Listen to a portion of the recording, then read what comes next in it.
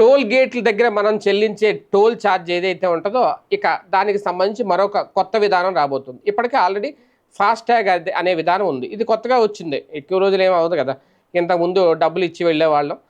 తర్వాత మన మోడీ గారు ఫాస్టాగ్ విధానం తీసుకొచ్చారు. ఆ ఫాస్టాగ్ అనేది ఇప్పుడు ప్రతి కారుకి ఒక స్టిక్కర్ అయితే వేశారు. మనం ఎక్కడికి వెళ్ళినా అందులో రీఛార్జ్ చేసుకుంటే డబ్బులు అయితే కట్ అవుతున్నాయి. అయితే ఇప్పుడు అంతకు మించి మరొక అద్భుతమైన విధానం, మరొక కీలక సంస్కరణ, విప్లవాత్మకమైన మార్పు. ఇక ఆ ఫాస్టాగ్ కూడా అవసరం లేదట ఇంకా మే 1వ తేదీ నుంచి, అంటే ఇంక ఈ నెల అంతే. అయితే ముందు మాత్రం ఈ ట్రాన్స్పోర్టెడ్ వెహికల్స్ ఉంటాయి కదా, ట్యాక్సీ ప్లేట్ అంటారు కదా, number plate, yellow colour boards ఉంటాయి. ఫస్ట్ వాటికి అంటే ఆ కమర్షియల్ వెహికల్స్కి ముందు తీసుకొస్తున్నారు. తర్వాత నుంచి అన్ని వెహికల్స్కి కూడా తీసుకొస్తారు. ఇక్కడ నుంచి ఏంటి అంటే ఎంత దూరం వెళ్తే అంత టోల్ ఛార్జ్ కట్టాలి. హైవే మనం ఎంత వాడుకుంటే అంత. జాతీయ రహదారి ఇప్పటి వరకు మనకు వెళ్ళే దారిలో ఎన్ని టోల్ గేట్లు ఉన్నాయి అంత కట్టేవాళ్ళం కదా. ఇక్కడ నుంచి ఎంత అయితే అంత, ఎంత దూరం వాడితే అంత. ఇప్పుడు సపోజ్ చాలామంది టోల్ గేట్ వరకు వెళ్ళే అవకాశం ఉండదు. మధ్యలో ఇప్పుడు సపోజ్ గుంటూరు నుంచి వచ్చిన వాళ్ళు విజయవాడ వస్తే కాజా టోల్ గేట్ ఉంటుంది.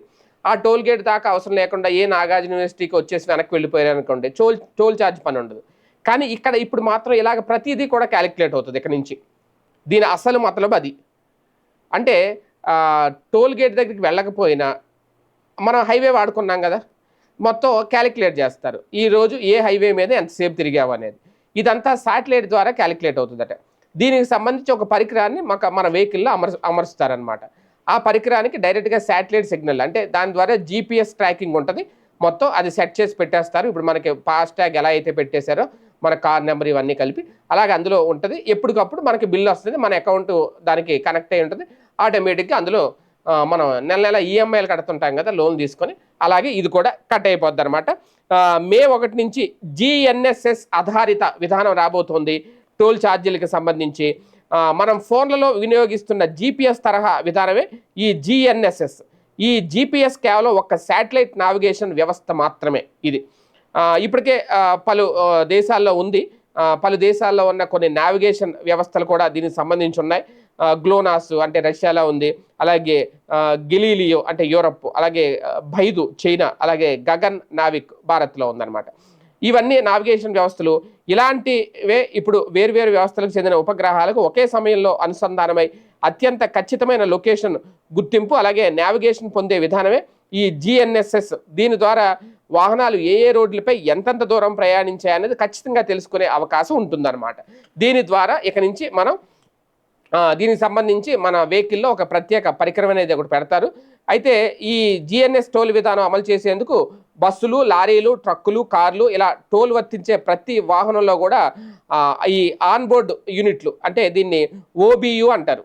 ఆన్బోర్డ్ యూనిట్లు అంటే ఓబియు. ఈ ఓబియులుగా పిలిచే పరికరాలను బిగించుకోవాల్సి ఉంటుంది. ఈ పరికరాలు జిఎన్ఎస్ఎస్ ద్వారా శాటిలైట్లకు అనుసంధానం అవుతాయి. టోల్ ఛార్జీలు వర్తించే హైవేలపై ఎక్కడి నుంచి ఎక్కడికి ఎంతెంత దూరం సదరు వాహనం ప్రయాణించింది అనేది నమోదవుతూ ఉంటుంది. ఆ మేరకు నిర్ధారించిన టోల్ ఛార్జీల సొమ్ము వ్యాలెట్లు లేదా బ్యాంక్ ఖాతాలోంచి కట్ అవుతుంది. ఈ పరికరం కోసం ఒక్కో వాహనానికి 4,000 రూపాయలు ఖర్చు అవుతుంది. ఇప్పుడు మళ్ళీ అదొక ఇక నుంచి ఇప్పటికే ఫాస్టాగ్ సంబంధించి ఒక 100 రూపాయలు ఎంత తీసుకుంటారు ఫాస్టాగ్కి, 150. ఇప్పుడు మళ్ళీ 4,000 రూపాయలు పెట్టి ఇప్పుడు ఆ పరికరం మనం కొనుక్కొని మన వెహికల్లో అమర్చుకుంటే ఎక్కడికి వెళ్ళినా ఏ రోడ్డు మీద తిరిగినా హ్యాపీగా ఎక్కడ ఎవరికి మనం ఫాస్టాగ్ రూపంలో ఈ టోల్ ఛార్జీలు టోల్ గేట్ల డబ్బులు కట్టక్కర్లేదు. కానీ మన అకౌంట్ నుంచో దానికి కూడా ఒక వ్యాలెట్ ఉంటుంది. అంటే ప్రతిదానికి వ్యాలెట్స్ వచ్చేసినాయి కదా, అందులో మనం ఎప్పటికప్పుడు అమౌంట్ వేసుకుంటే దాని నుంచి అయితే కట్ అవుతాయి. ఇది మరి భారీ బాధుడవుతుందా, కాస్తంత టోల్ ఛార్జీల నుంచి ఉపశమనం కలిగిస్తుందా చూద్దాం.